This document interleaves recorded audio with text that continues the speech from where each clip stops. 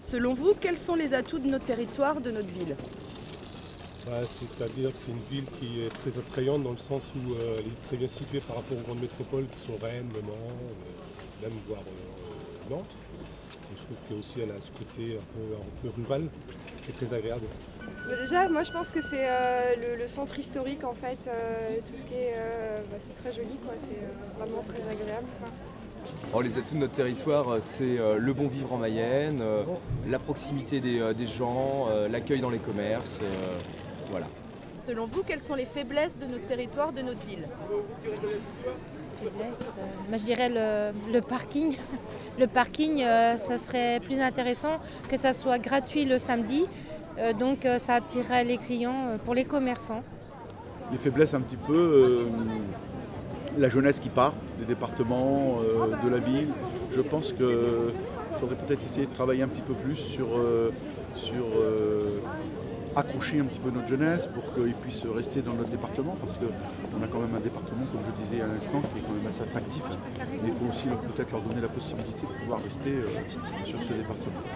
Diriez-vous que Laval est une ville où il fait bon vivre? Il fait bon vivre à Laval, comme je le disais, parce que c'est une ville paisible, tranquille et très agréable.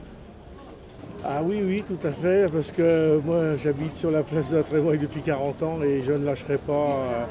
On est vraiment très heureux de vivre ici, on est bien. Quelles sont selon vous les priorités sur les 10 prochaines années? La priorité, grâce à François Daubert, on a eu des belles écoles qui se sont installées. Je pense que le nouveau maire va suivre ça. Mais quand je discute avec les jeunes, parce que je suis souvent en contact avec beaucoup de jeunes, ce qu'ils me disent, c'est qu'on vient pour nos études, mais malheureusement, nous n'avons pas de travail. Assurer que le LGV, par exemple, continuera à bien servir Laval, car je suis un peu inquiet là-dessus. Avez-vous une idée des grands projets déjà engagés? Le Zénith, la cité de la réalité virtuelle, exactement. Alors les grands projets, je sais qu'il y a la LGV quand même, donc ce qui concerne la gare, donc ce qui permettrait de désenclaver la ville de Laval. Oui, alors les grands projets, c'est vrai qu'on en entend beaucoup parler. Le seul véritable grand projet que je connaisse un petit peu, c'est la nouvelle gare avec l'arrivée du TGV. Ça rentre aussi peut-être dans les 10 prochaines années. Pour moi personnellement, qui suis au moins 3 à 4 fois par mois à Paris, c'est vrai que l'apport du TGV, c'est quelque chose de très important. Je peux faire l'aller-retour dans la journée, j'ai des réunions de travail. Quelle est selon vous la priorité sur le centre-ville de Laval et la priorité sur votre quartier? Alors moi je pense que sur la ville de Laval, il faudrait redynamiser la rue piétonne, qui manque un peu de vie, qui manque un peu de commerce. Les priorités peut-être dynamiser le vieux centre pour lequel il a été fait plein de jolies choses et que ça soit plus vivant, notamment sur la place du Palais là, qui vient d'être remise en état. On voudrait que ça soit plus vivant. Peut-être revoir cette fameuse place la place de la mairie, mais ça fait des années qu'elle a changé déjà depuis de nombreuses fois, depuis 40, 50 ans, 60 ans que je la connais. Que pensez-vous des transports en commun sur notre territoire? On fait beaucoup de marches. Disons qu'on les prend rarement, nous. On marche, au vélo. Je n'ai rien à dire de mal d'eux, si ce n'est que le problème c'est que c'est une petite ville et qu'il ne peut pas assurer des transports en commun à rythme très rapide, et ce qui fait que ce ne sont pas toujours très pratiques à utiliser, mais c'est le fait que ce soit une ville moyenne, il n'y a pas de problème. Moi je pense que ça pourrait être un peu plus simplifié au niveau des lignes et des renseignements parce qu'on s'y retrouve vraiment pas quoi. C'est vraiment compliqué. Que pensez-vous de l'offre d'équipements, de commerce et de services de proximité à Laval?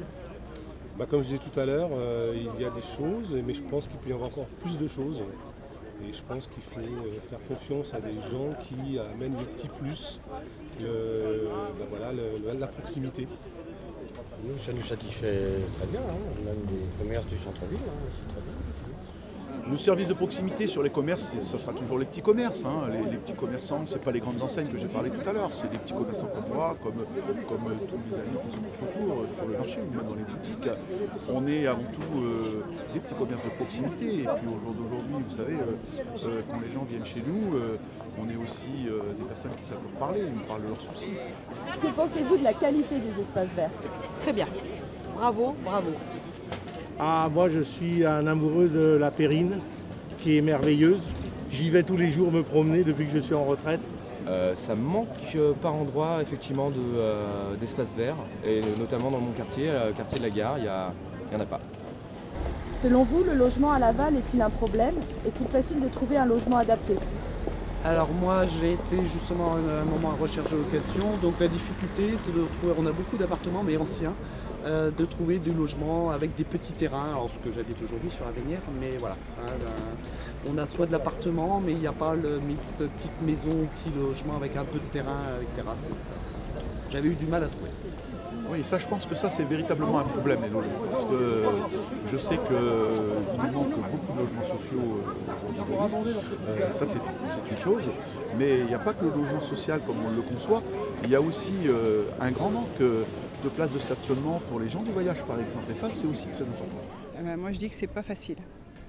Bon, l'handicap c'est vrai que c'est compliqué parce que chaque cas est différent, mais comme Medvan Habitat, ils ne sont pas là pour aider. Il y a du locatif, il y a des choses à vendre, il suffit de regarder les journaux. Je pense qu'on n'a pas la crise des grandes villes extérieures.